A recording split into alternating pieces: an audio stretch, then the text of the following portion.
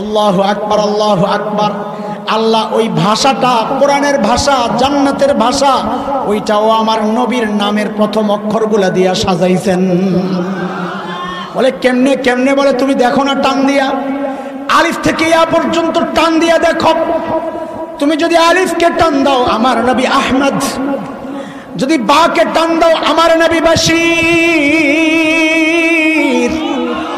যদি তাকে টান দাও আমার নবী তাকি, যদি সাকে টান দাও আমার নবী আস-সাকিব ধ্রুবতারা, যদি জিমকে টান দাও আমার নবী জামিল সবচাইতে সুন্দর, যদি হাকে টান দাও আমার নবী হামেদ সবচেয়ে বড় প্রশংসাকারী, যদি খাকে টান দাও আমার নবী খাতামুন নবীন যার পরে কোনো নবী নাই, যদি দালকে টান দাও আল্লাহ বলেছেন আমার নবীকে ওয়াদাইয়ান ইলাল্লাহি বিইজনি, যদি জালকে টান দাও আমার নবী জাকি সবচেয়ে বড় মেধাবী, যদি সিনকে টান দাও আমার নবী সাইয়্যিদুল বাশার সাকিয়ে কাউসার, যদি শিনকে টান দাও আমার নবী শফিউল মুজনিবিন, যদি সাদকে টান দাও আমার নবী সফিউল্লাহ, যদি দাদকে টান দাও আমার নবী দামিন উম্মতের জিম্মাদার, যদি তাকে টান দাও আমার নবী তাইব তাহির, যদি জাকে টান দাও আমার নবী জাহের। বেদাতিরাও কয় আমার নবী জাহেরও জানে গায়েবও জানে না, আমার নবী জাহের জাননে ওয়ালা। যদি আইনকে টান দাও আমার নবী আব্দুল্লাহ, যদি গায়নকে টান দাও গুয়ুর আত্মমর্যাদা, নবী বলেন আনা গিয়ারু মিনকুম, তোমাদের মধ্যে আমি সবচেয়ে বেশি আত্মমর্যাদাশীল। যদি ফাকে টান দাও আমার নবী ফারিক বাইনাল হক ওয়াল বাতিল, হক বাতিলের চূড়ান্ত পার্থক্যকারী। যদি কাফকে টান দাও আমার নবী কারিউল কুরআন, জগতে সর্বপ্রথম কোরআনের তিলাওয়াত করনে ওয়ালা।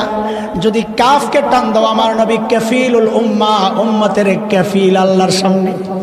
যদি লামকে টান দাও আমার নবী লাঈমুশ শাইতান, শয়তানের সবচেয়ে বড় নিন্দাকারী। যদি মিমকে টান দাও আহারে আমার নবী মুহাম্মদ, আমার নবী মনসুর, আমার নবী মাহবুব, আমার নবী মুজাম্মিল, আমার নবী মুদ্দাসির, আমার নবী মুস্তাফা সাল্লাল্লাহু আলাইহি ওয়াসাল্লাম। যদি ওয়াওকে টান দাও আমার নবী ওয়াকিল, যদি নুনকে টান দাও আমার নবী নাযীর, যদি হাকে টান দাও আমার নবী হাদি লিল আলাম। আল্লাহ আমার নবীকে হেদায়েতের জন্য গোটা দুনিয়ার জন্য পাঠাইছেন। যদি হামজাকে টান দাও আমার নবী আল আমিন, যদি ইয়াকে টান দাও আহারে আল্লাহ কত মায়া করে ডাক দিয়েছেন ইয়াসিন।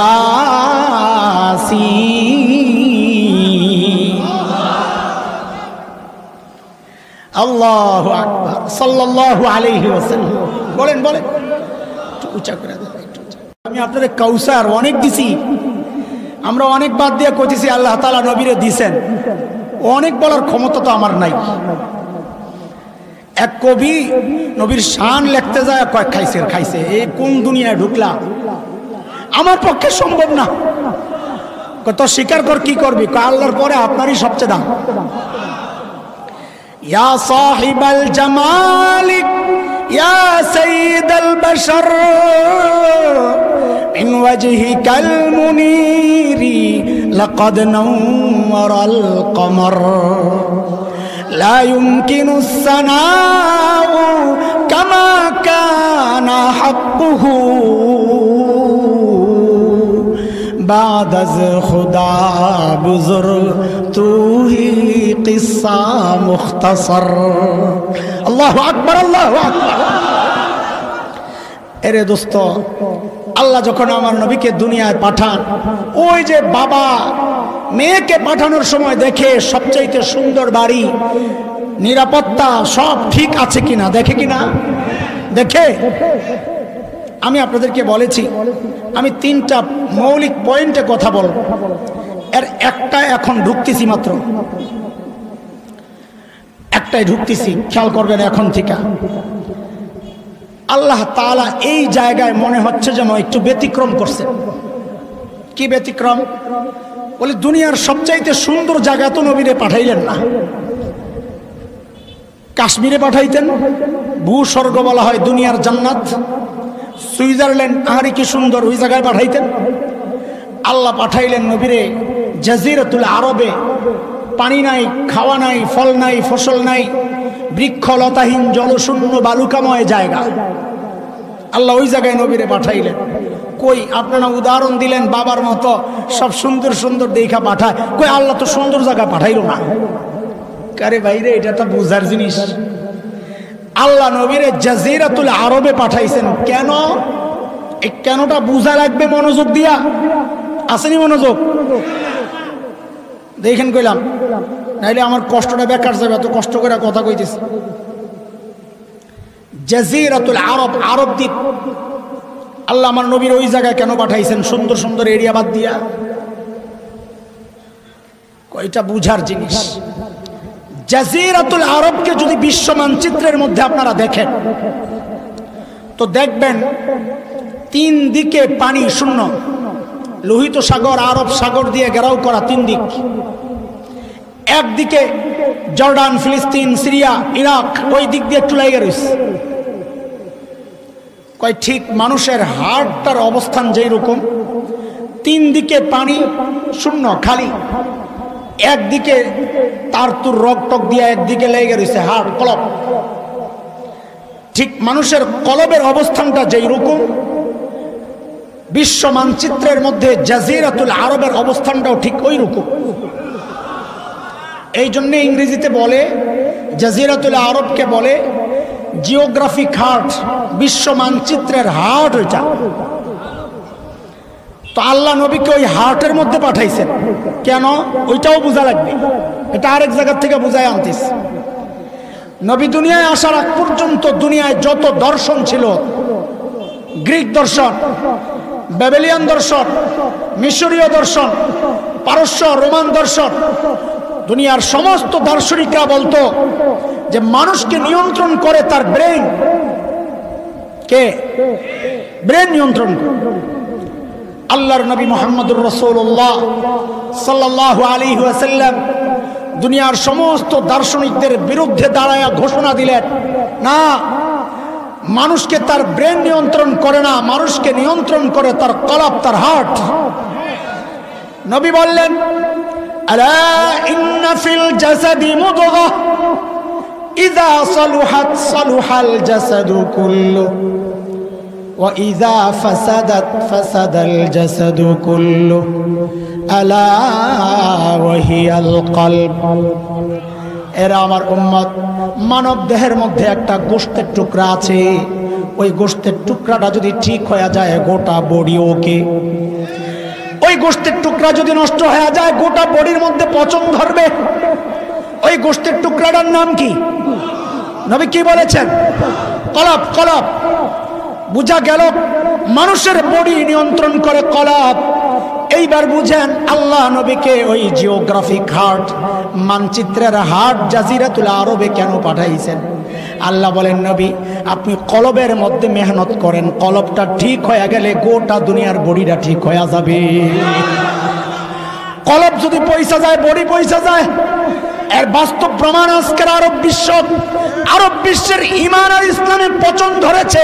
গোটা দুনিয়ায় মুসলমান বিপর্যস্ত। আরব বিশ্ব কলব যদি ঠিক হয়ে যায়, খোদার কসম এখনো বলি গোটা দুনিয়া মুসলমানরা শাসন করবে। আল্লাহ নবীকে কলবে পাঠাইছেন মাঝখানে কেন? বুঝতেছেন কথা?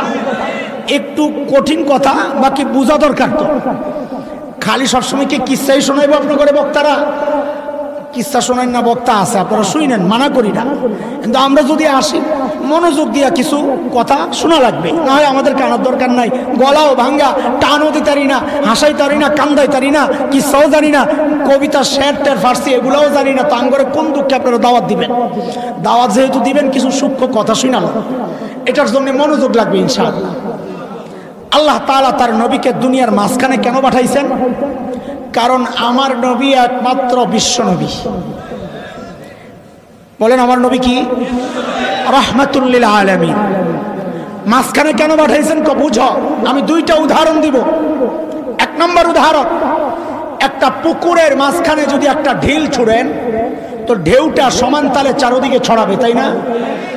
যদি এক সাইডে ফেলেন তো একদিকে দ্রুত এবং শক্তিশালী ভাবে লাগবে, আরেক দিকে যাইতে যাইতে দেরি হয়ে যাবে আর দুর্বল হয়ে যাবে। কথা ঠিক? আল্লাহ আমার নবীকে যেহেতু গোটা দুনিয়ার নবী বানাইছেন রহমাতুল লিল আলামিন, এই জন্য আল্লাহ আমার নবীকে দুনিয়ার মাঝখানে পাঠাইছেন। কেন? যেন হেদায়েতের নূর সমান তালে সারা দুনিয়ায় ছড়ায় যায়। একটা কিস্সা তো কওয়া লাগে, তবে বুঝানোর জন্য। ফাও কিস্সা বইলা সময় কাটানোর সময় আমাদের নাই। এমনি তো আল্লাহ নবীরে অনেক দিছেন, আমরা অনেক বাদ দিছি, খালি দিছেন লই আলোচনা চলতেছে। বুঝছেননি কথা? আব্দুল গফফার রহমতুল্লাহ আলাইহি ছিলেন একজন বড় মুফাসসির, ঢাকার। এই জায়গায় ওয়াজ করছে, আলহামদুলিল্লাহ, মাশাআল্লাহ। বড় রসিক মানুষ ছিলেন, আমাদের মতো এত বুমবাং ছিল না। উসালাম্বা কালা বেটা, কথা কইতো সাদা সিধা সুন্দর, বড় আজিব আজিব কথা বলতেন। তো হুজুর একটা ঘটনা শোনাইছেন, শুনেন। বলে, আমরা ইন্ডিয়াতে গেছি, আলেমদের এক কাফেলা। সকালবেলা নাস্তা দিছে শুকনা খিচুড়ি, গরম শুকনা খিচুড়ি, টাটকা। তো ইন্ডিয়ানরা, আমরাও খাইছি দেওবন্দে যখন পড়ছি, বড় প্লেটের মধ্যে একসাথে দেয় শুকনা খিচুড়ি, মাঝখানে একটু ঘি দিয়ে দেয়। তো গরমের তাপে ঘিটা গইলা গেলে একটু একটু আঙ্গুল দিয়ে খোসা দিয়ে আনে, আইনা ঘিয়ের লগে মাথে আর খায়, বাড়ি মজা লাগে। আপলাবেন মুখ টুক লারিস না বেটা, বাজ জায়গা খাইস বেটা, অনেক মুখ লারা শুরু করছে, খাওয়ানোর কথা কম যায়। তো আব্দুল গফফার রহমতুল্লাহ আলাইহি বলতেছেন, খাইতে যখন বসছি, পশ্চিম দিক, আমার পিছনে না পশ্চিম দিক, পশ্চিম দিকে যেই মাওলানা বসছেন, উনি কি করছেন, হঠাৎ করে ঘিয়ের মধ্যে আঙ্গুলটা ঢুকাইয়া নিজের দিকে খিচুড়ির মাঝখান দিয়ে একটা টান মারছেন। টান মেয়েরা কি কয়, ইসলাম প্রথমে মক্কা থেকে হাবশার দিকে হিজরত করছে। মানে ঘি তো মাঝখানে, এটারে বানাইছে ইসলাম, আর মক্কা থেকে হাবশা পশ্চিম দিকে। আজকের দুনিয়ার যে মানচিত্র, লোহিত সাগরের পশ্চিম পার ইথিওপিয়া, ইরিত্রিয়া যেই অঞ্চল, এটাই নবী যুগের হাবশা। তো নিজের দিকে টান মেরা কয়, ইসলাম প্রথমে মক্কা থেকে হাবশার দিকে হিজরত করছে। এখন তো ঘি সব সুস্থ দিকে, পূর্ব দিকে যেই মাওলানা বসায়, দেখছে ঘি তো হাবশার দিকে জায়গা। উনি তাড়াতাড়ি দেরি না করে আঙ্গুলটা ঢুকায় নিজের দিকে একটা টান মেরা কি কয়, তারপর ইসলাম মক্কা থেকে মদিনার দিকে হিজরত করছে। এখন ঘি ছুটছে মদিনার দিকে আর হাবশার দিকে। আব্দুল গফফার সাহেব বলে, হাবশার তো দেখা যায় ঘি ভাগে পাবো না, মদিনাওয়ালা আর হাবশাওয়ালারা ঘি খায়া লাইব। আমি কি করলাম, তাড়াতাড়ি হাতাড়ির বটলাম, বইটা ঘিড়িরে পুরা খিচুড়ির মধ্যে মাখলাম আর বললাম, এরপর ইসলাম গোটা দুনিয়ায় ছড়াইয়া গেছে। এইবার বুঝছেন নি আল্লাহ দুনিয়ায় মাঝখানে নবীরে কেন পাঠাইছেন? যেন ঘিটা পুরা খিচুড়ির মধ্যে সমান তালে এরকম পুরা মাইখা যায়, হেদায়েতের নূর গোটা দুনিয়ায় সমান তালে ছড়ায়া যায়।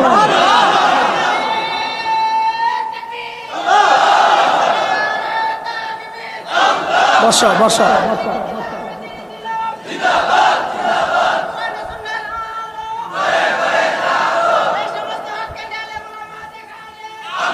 বসো বসো।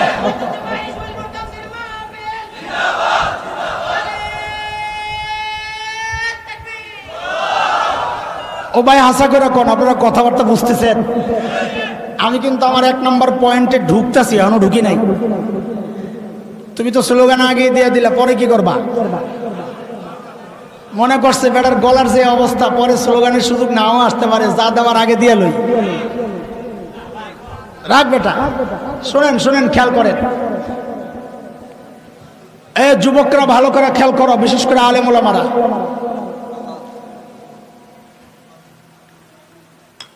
বাংলাদেশের আকাশে শকুনের আনাগোনা পরিলক্ষিত হচ্ছে। তুমি সতর্ক না হইলে বুড়া করে তো পিটাইব না, পিটাইব রে ভাই তরে, আর নেতা হিসাবে আমারে। একটু একটু পাকছে যাদের, বুড়াটিরে ধরবো না, ওইটারে মারলি কি না মারলি কি। আমরা যখন দেওবন্দে পড়ি, ওই বছর ধরপাকড় শুরু হয়েছিল 96-97 সালে। তা আমাদের সাথে লালবাগ মাদ্রাসার এক ভাই ছিলেন, খুব মোটা, একদম আফ্রিকান আফ্রিকান লাগে। ও রুমে থাকতো না, ছাদে যায় ঘুমাইতো। তা আমি বলি, আপনি এত ডরান কেন? বাইরে আমি তো খুব চিকনা চাকনা ছিলাম, একদম হ্যাংলা পাতলা ছিলাম। বাইরে তোরে যদি পুলিশে ধরে তো পিঠা দেওয়ার সময় মায়া লাগবে, আর আমারে পিঠাইয়া মজা পাইব। এই জন্য আমি ডরে ছাদে যায় ঘুমাই। ওই সময় আমার মনে পড়ছিল, কথাটা তো মিলে গেছে, দেওয়ানবাগিরে পাইলে ফেরেশতারা পিঠাইয়া যে কি মজাটা পাইব রে ভাই। আল্লাহ তো বুড়া করে পিড়াইবো না, পিড়ায় মজা পাইবো না, মারবো তো থরে আর আমারে। বুঝে আসছে কথা? বাংলাদেশের উত্তরবঙ্গ সচেতন ওলামা তলাবা যারা আছেন একটু মনোযোগ দেন। আমি বলেছি আমরা বয়ানে একটা মিশন নিয়ে নেমেছি, খামাখা চিল্লানোর জন্য নামি নাই। আমাদের একটা টার্গেট আছে, ওই টার্গেটের কথা না বলতে পারলে তো মনে হয় যেন পুরো বয়ানটাই বেকার গেল। এই সমাজের অসঙ্গতি, এই রাষ্ট্রের অসঙ্গতি, আমার ঈমান ইসলাম, মাদ্রাসা শিক্ষা ব্যবস্থা, আমার দ্বীন আর শরিয়া, আমার মানচিত্র, আমার স্বাধীনতা আক্রান্ত হয়, এগুলোর ব্যাপারে উম্মতকে সতর্ক করাই আমাদের মূল টার্গেট। বাংলাদেশের উত্তরবঙ্গ পার্বত্য অঞ্চল, হাজার হাজার খ্রিস্টান মিশনারি, হাজার হাজার না লক্ষ লক্ষ মুসলমানকে খ্রিস্টান বানাচ্ছে, লোভ দেখায়া ভুলভাল বুঝায়া। আমরা গেলাম একবার দিনাজপুরে, মোরতাদ যারা হয়ে গেছে, খ্রিস্টান যারা হয়ে গেছে তাদেরকে দাওয়াত দেওয়ার জন্য। মিশনারিরা থানায় অভিযোগ করলো ঢাকা থেকে কিছু মৌলবী আসছে, এদের মতিগতি ভালো লাগতেছে না, গন্ডগোল হইতে পারে, এদেরকে থামান। পুলিশ আমাদেরকে তলব করেছে, আপনারা কেন আসছেন? বললাম যে ভাই আমরা নিরীহ মানুষ, মারামারি করতে আসি নাই, আসছি আমার ভাইকে যে মুরতাদ হয়ে গেছে তাকে বুঝাইয়া ইসলামে ফেরত আনতে। তো পুলিশ আমাকে একটা প্রশ্ন করেছে, আমি প্রশ্নটা আপনাদেরকে শোনাইলে দেখবেন আপনাদের মধ্যেও অনেকের মাথার মধ্যে ঘুরবে, হক কথাটা তো ঠিকই আছে। কি প্রশ্ন? পুলিশ বলে, আচ্ছা হুজুর বলেন তো, আমরা মুসলমানরা গোটা দুনিয়ায় দ্বীনের দাওয়াত দিই না? আমেরিকা ইসলামের দাওয়াত চলে না, ফ্রান্সে চলে না। ফ্রান্সের এত মাথা খারাপ কি জন্যে জানেন? ফ্রান্সের 3 ভাগের 1 ভাগ মানুষ মুসলমান হয়ে গেছে, এগো মাথা খারাপ, আরেকটু বাড়লে তো মুসলমানরা ক্ষমতা দখল করবে। আমরা বলি খালি অপেক্ষা কর, কয়েকদিন পরে ফ্রান্স ইসলাম ও মুসলমানদের নতুন হবে ব্রাঞ্চ, মুসলমানদের নতুন ব্রাঞ্চ হবে ফ্রান্স। কথা কও ঠিক কিনা? ইনশাআল্লাহ। গোটা দুনিয়া ইসলামের দাওয়াত চলে কি চলে না? আমেরিকায় চলে, ইউরোপে চলে, রাশিয়ায় চলে, আফ্রিকায় চলে, অস্ট্রেলিয়ায় চলে। পুলিশের বক্তব্য, হুজুর ইসলামের দাওয়াত যদি গোটা দুনিয়ায় চলতে পারে তো খ্রিস্টান ধর্মের দাওয়াত বাংলাদেশে চললে সমস্যাটা কোথায়? দেখছেন দেখছেন আপনাদের মাথায়ও ঢুকছে, কথা তো ঠিক, এই জন্যই নাউজুবিল্লাহ আসতে বেজাল তো লাগছে, এটা বুঝা লাগবে। এই প্রশ্ন তাদের মাথায় আসতে পারে যে তার নিজের নবীকে চিনে নাই। ওই যে শুরুতে মুখস্থ করাইছিলাম নবী ঈসা আলাইহিস সালামের বক্তব্য মনে আছে? বলছিলাম ইনজেকশনের মূল সুইটা ওইটাই, ইয়া বানি ইসরাঈল ইন্নী রাসূলুল্লাহি ইলাইকুম। ও বনি ইসরাইল, আল্লাহ আমাকে তোমাদের রসুল বানায়া পাঠাইছেন। কথাটা বুঝছেন? আল্লাহ তাআলা আমার নবীকে দুনিয়ায় পাঠানোর আগে যত নবী পাঠাইছেন সমস্ত নবীদের সাথে 3টা বিষয় নির্ধারিত ছিল। কয় বিষয়? মুসলমান খেয়াল করো। 1 নম্বর হচ্ছে ওই নবীর টাইম ছিল নির্ধারিত। আমার নবী বিশ্ব নবী, তার টাইম নির্ধারিত নাই, তিনি কিয়ামত পর্যন্ত নবী। 2 নম্বর, আল্লাহ যত নবী পাঠাইছেন সমস্ত নবীর অঞ্চল ছিল নির্ধারিত। যেমন আজকের বিকৃত বাইবেল, ওই বাইবেলের মধ্যেই আছে হযরত ঈসা বলেছেন আল্লাহ আমাকে ওই ফিলিস্তিনের নির্দিষ্ট একটা অঞ্চলের মানুষের জন্য পাঠাইছেন। 3 নম্বর, আল্লাহ দুনিয়ায় যত নবী পাঠাইছেন সমস্ত নবীদেরকে নির্দিষ্ট কওমের জন্য পাঠাইছেন। দলিল এই যে হযরত ঈসা নিজে বলেছেন, ও বনি ইসরাইল, আল্লাহ আমাকে তোমাদের রসুল বানায়া পাঠাইছেন। তাইলে হযরত ঈসার নবুয়তের মেয়াদ শেষ কিনা? কয় হাজার বছর আগে? 2000 বলেন কয় হাজার? 2000। হযরত ঈসাকে আল্লাহ বাংলাদেশের জন্য পাঠাইছেন। হযরত ঈসাকে আল্লাহ বনি ইসরাইল ছাড়া অন্য কোন ধর্মের জন্য পাঠাইছেন? পাঠান নাই। এইবার কথাটা বুঝেন, আপনাদের এই সংসদীয় আসনে বর্তমান এমপি সাহেবকে ওবায়দুল মুক্তাদির না কাদের? ওবায়দুল মুক্তাদির চৌধুরী সাহেব। আচ্ছা, বিএনপি যখন ক্ষমতায় ছিল তখন এমপি সাহেব কে ছিলেন? হারুনুর রশিদ সাহেব জীবিত আছেন? আছেন। পাশের এরিয়া সরাইল উকিল আব্দুল সত্তার সাহেব আর মুফতি আমিন সাহেব হুজুরের এরিয়া না? বর্তমান এমপি কে? আব্দুল সত্তার সাহেব। আচ্ছা, এর পরের যে আসন মারা গেছে এমন কোন এমপি আছে আশেপাশে? নাম বলেন। নাসিরনগরের কে ছিল? অ্যাডভোকেট সাইদুল হক। বুঝেন বুঝেন, অ্যাডভোকেট সাইদুল হকের এলাকা এটা কোন জায়গায়? উনি বেঁচে আছেন? বেঁচে নাই? শুনেন, অ্যাডভোকেট সাইদুল হকের কিছু কর্মী এই ঢাকায় বিবাড়িয়া সদরে আইসা একটা অফিস বানাইছে, বানায়া সাইনবোর্ড লাগাইছে এমপি সাহেবের অফিস। কি লেখছে? মুক্তাদির সাহেব। ওনার কর্মীরা এসে জিজ্ঞেস করে এটা কোন এমপি সাহেব রে? কয় সাইদুল হক সাহেবের অফিস। কার অফিস? সাইদুল হক সাহেবের অফিস। সাইদুল হক সাহেবের এলাকা তো এটা না, এলাকা তো নাসিরনগর। তাছাড়া সাইদুল হক সাহেব তো মারা গেছে, ওনার আবার অফিসে এলো কোত্থেকে? কথা কর। পিডাই বুড়ি, পিডাই বুড়ি, পিডাই বুড়ি। এইবার বুঝেন আমার কথা। ওই যে পুলিশ জিজ্ঞেস করছে খ্রিস্টানরা বাংলাদেশে আইসা তাদের ধর্ম প্রচার করলে সমস্যাটা কি? বলে 1 নম্বর সমস্যা, ডেট আউট হয়ে গেছে 2000 বছর আগে। 2 নম্বর সমস্যা, হযরতে ঈসাকে আল্লাহ বাংলাদেশের জন্য পাঠান নাই। 3 নম্বর সমস্যা, হযরত ঈসাকে আল্লাহ মুসলমানদের জন্য পাঠান নাই। বলে আমাদের ইসলামের দাওয়াত গোটা দুনিয়ায় কেন চলে? করে গাধা, আমার নবী বিশ্ব নবী, আমার নবী আমেরিকার নবী, এই জন্য আমার নবীর দ্বীনের দাওয়াত আমেরিকায় চলবে।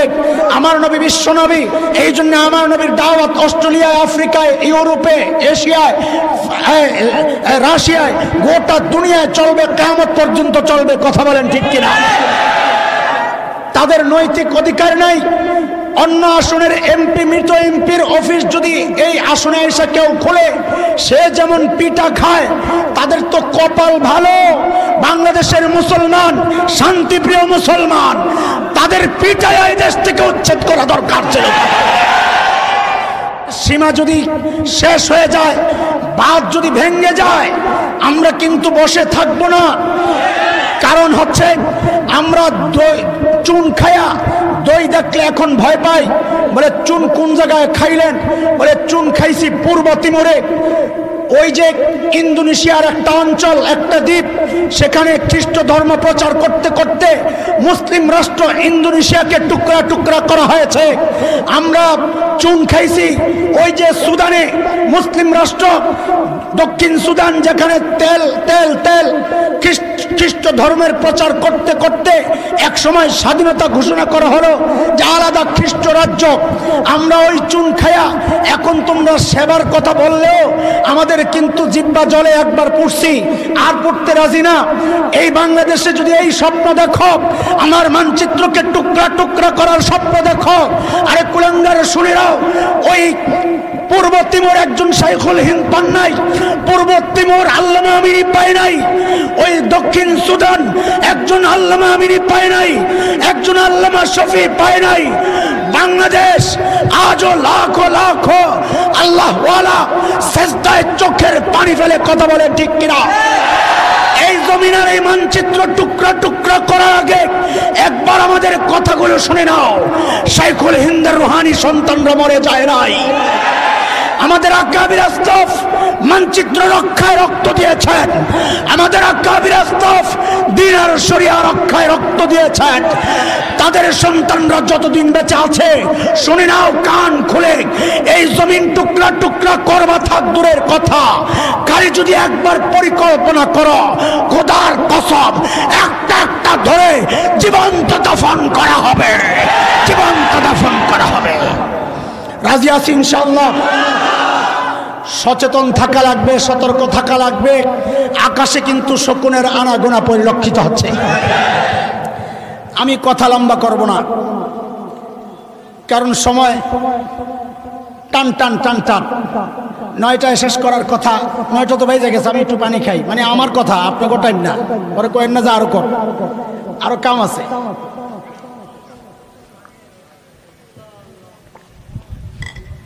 কয় পয়েন্টে কথা বলবো বলছিলাম? একটা না হবাই গেল, থাক মাঝখানে আরো অনেক। এমনি তো শুরুতে অনেক বাদ দিছি, মনে করছি কিছু কমু, এখন কিছুরও অনেক কিছু বাদ দিছি।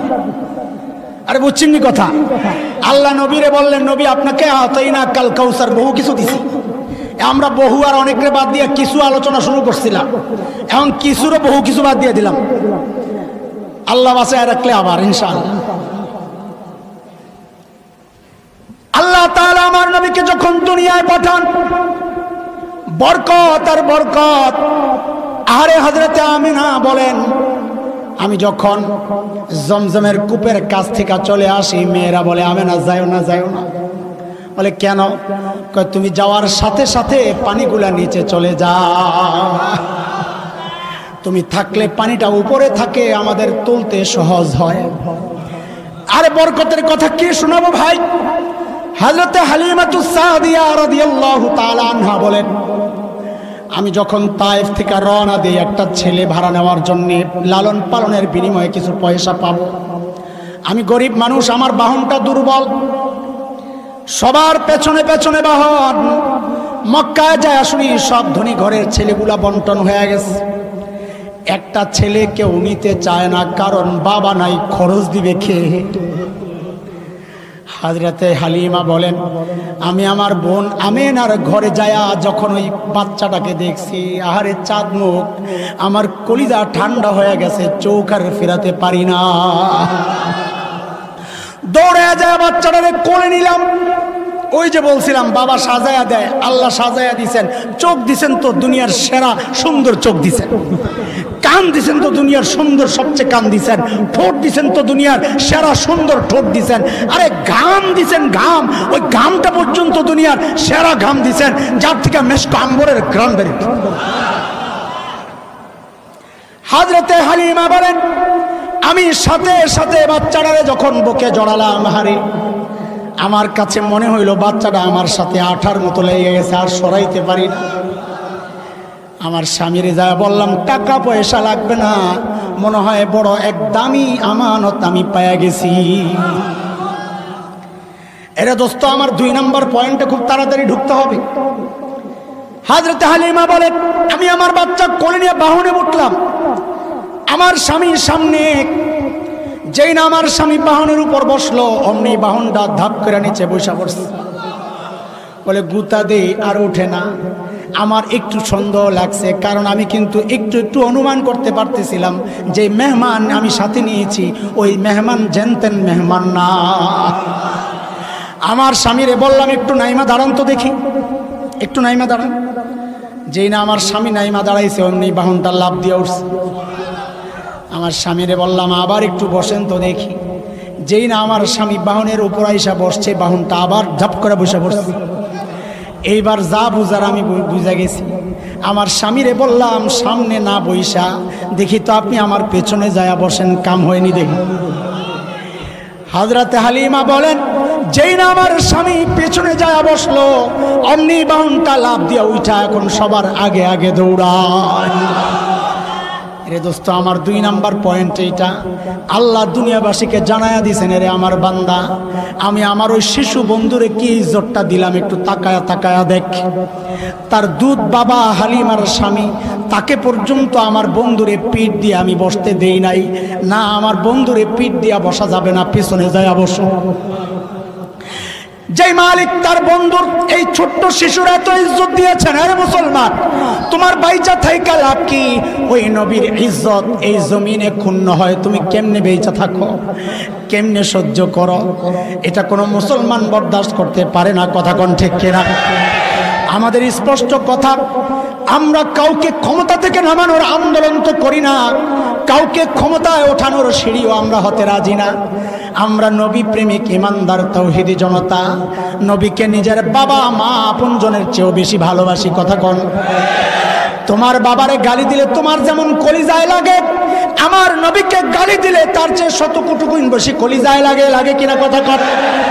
আমরা 1400 বছর থেকে এই উদাহরণ পেশ করে আসছি। আমরা আমার নবীর জন্য আমরা জীবন দিতে পারি, রক্ত দিতে জানি। কথা কোন ঠিক কিনা? ইনশাআল্লাহ এখনো প্রস্তুত? প্রস্তুত না ইনশাআল্লাহ? প্রস্তুত না ইনশাআল্লাহ?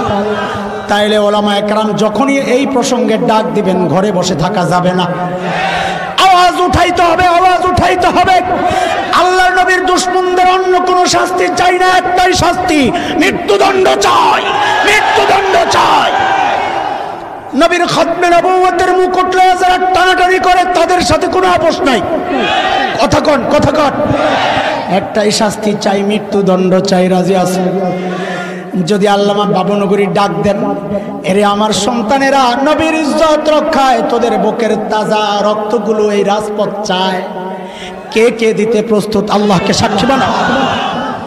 আল্লাহ কবুল করেন। হাত নামান, হাত নামান। না, নেওয়াও লাগবে, দেওয়াও লাগবে। কথা নেই, কথা নেই, কথা বললে উঠাই দেব। আপনি যেটা বুঝছেন ওইটার নামই না। ইসলাম রক্ত চায়, ইসলাম রক্ত চায়। ইসলামের গাছে রক্ত নামক পানি না ঢাকলে ওই গাছ ছড়ায় না, এটাই ইতিহাস। রক্ত দিতে গেলে এমনি কি দেয়? সাইদা দেবো যে আমার রক্ত নিয়ে যা, এটা আবার কওয়া লাগে নাকি? এই কথা কর।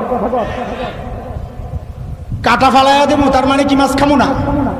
একটার সাথে আরেকটা সম্পর্ক আছে, এটা বলা লাগে নাকি? মাঝখানে কোনো কথা নাই, মনোযোগ নষ্ট হয়। যে আমার মনোযোগ হারিয়ে গেছে, কই জানি সিনেমাটা সিরিয়ালে, তাড়াতাড়ি শেষ করার ফিকির ছিল। আল্লাহ সহজ করো। সাল্লাল্লাহু আলাইহি ওয়াসাল্লাম।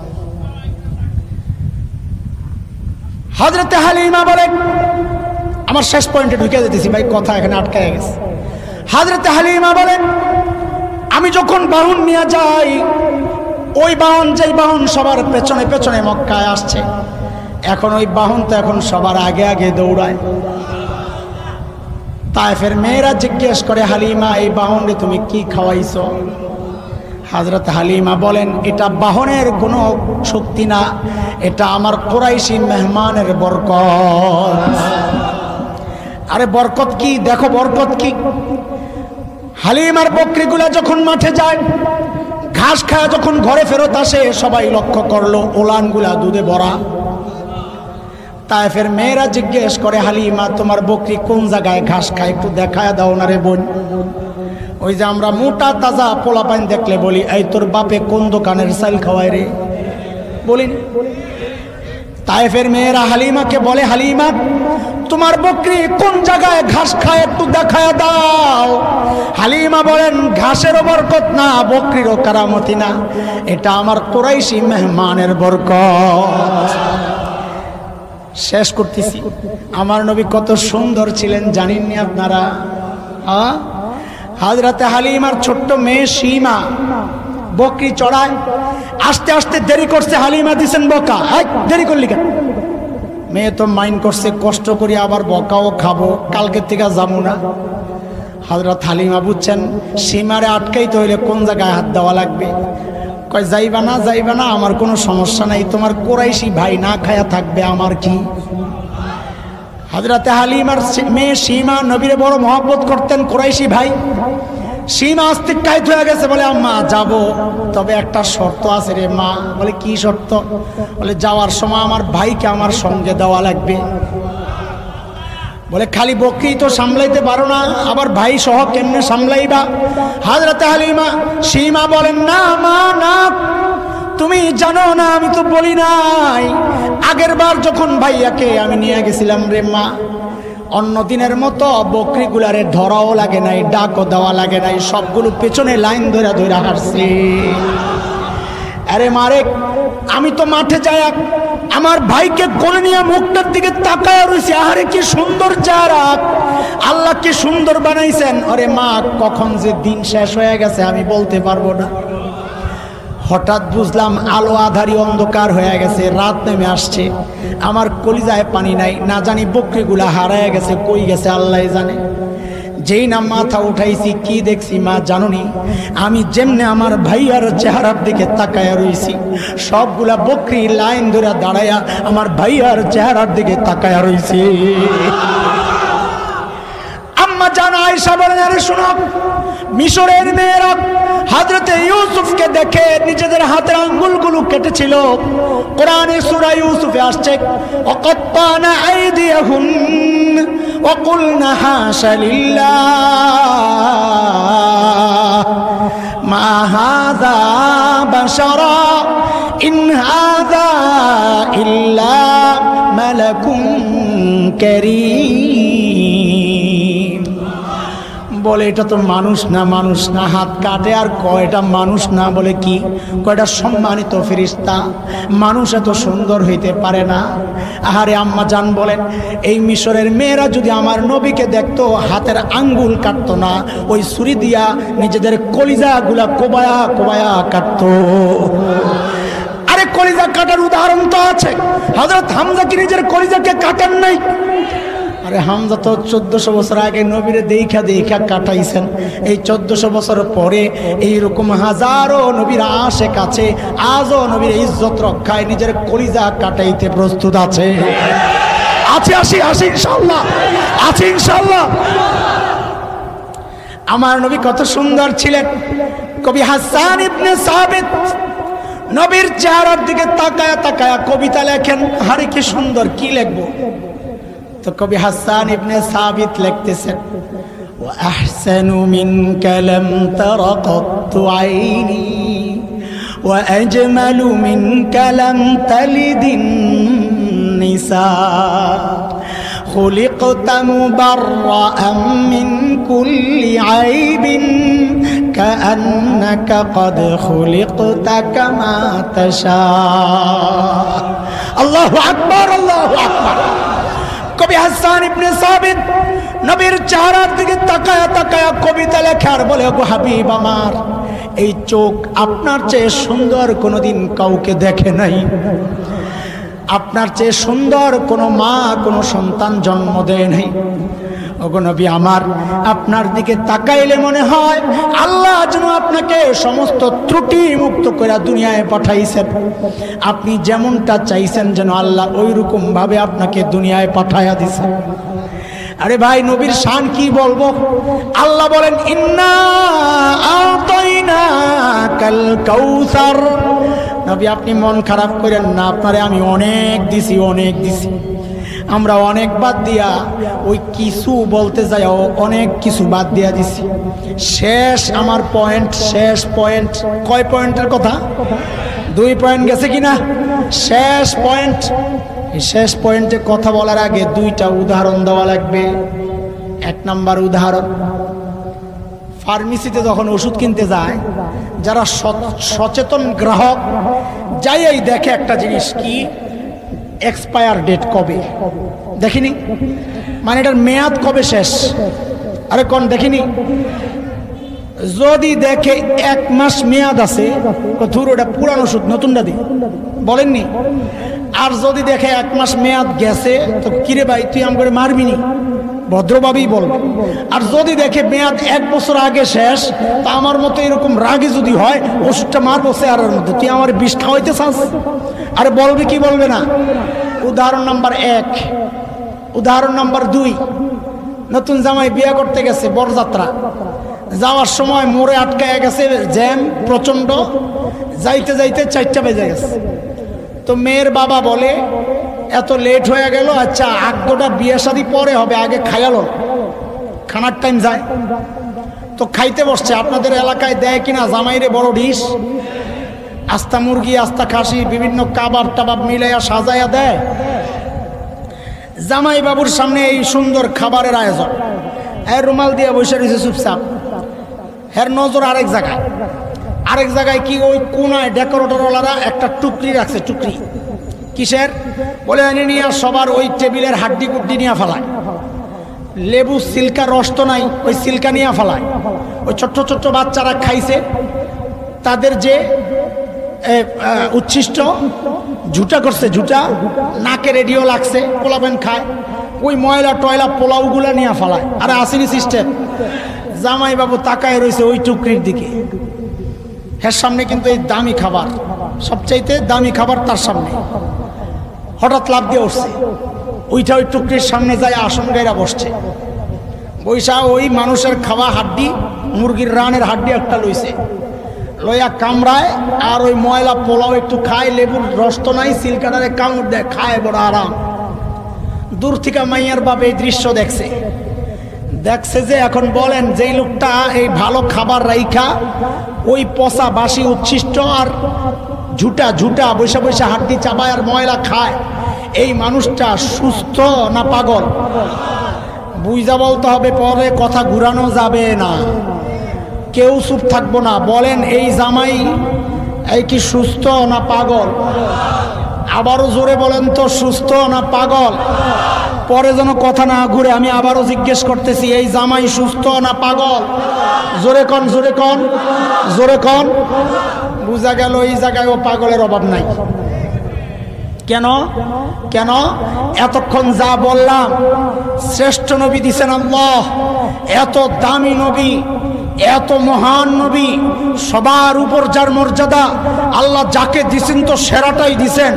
ওই রকম নবীর আখলাক আর আদর্শ তোমার সামনে, তুমি ওইটা বাদ দিয়া 1 বছর আগের ডেট এক্সপায়ার হওয়া ঔষধ খাইতে চাও না, অথচ যেই ধর্মের ডেট এক্সপায়ার হয়ে গেছে, ডেট শেষ হয়ে গেছে 2000 বছর আগে, ওই ধর্ম তোমার পোশাকে, তোমার মাথায়, তোমার পায়ে, তোমার প্যান্টে, যেই ধর্ম নাপাক, গান্দা, পচা, মুশরিক হিন্দুদের ওই উচ্ছিষ্ট ময়লা আবর্জনা, নোংরা ময়লা পায়খানাগুলা তোমার বিয়ের মধ্যে প্রকাশ পায়, তোমার বউয়ের পোশাকে প্রকাশ পায়, তোমার জামায় প্রকাশ পায়, তুমি তো আস্তা একটা পাগল। কথা কও ঠিক কিনা? নবীর এই আদর্শ বাদ দিয়া তুমি যদি অন্য কাউকে ফলো করো, বোঝা গেল তোমার মাথা নষ্ট। নবীকে চিনছো তোমরা? আরে কথা কও, চিনছো? ঘোড়ার ডিম চিনছো? নবীরে চিনলে তোমার মাথাকে নিয়ে ইহুদির মতো, নবীরে চিনলে তোমার মুখ কেন ইহুদির মতো? কথা কও। নবীরে চিনলে তোমার বউয়ের শাড়ি কেন হিন্দুদের মতো?